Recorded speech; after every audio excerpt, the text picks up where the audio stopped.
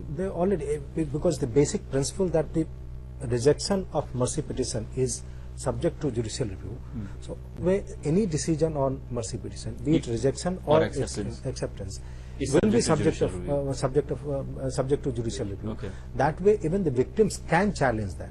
The court has not taken it away.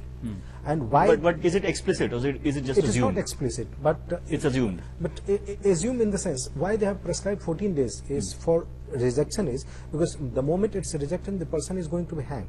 So there has to be a time frame so that the person is actually, because earlier there was no time frame prescribed in various jail manuals. So that way the court is right in prescribing. So far as victims are concerned, if it is allowed, then the victims, it's not that the subject matter of the dispute, the convict, is going to be hanged. He will remain there in life imprisonment. So the victims can always go to the court and say that this decision was wrongly taken on extraneous considerations, and this is how the executive, they have committed a mistake, and it should be corrected, and the person should actually be hanged. So that I don't think this right is taken away. Okay. And what do you feel about the significance of that part of the judgment that talks about the stresses on the mental health of the convict?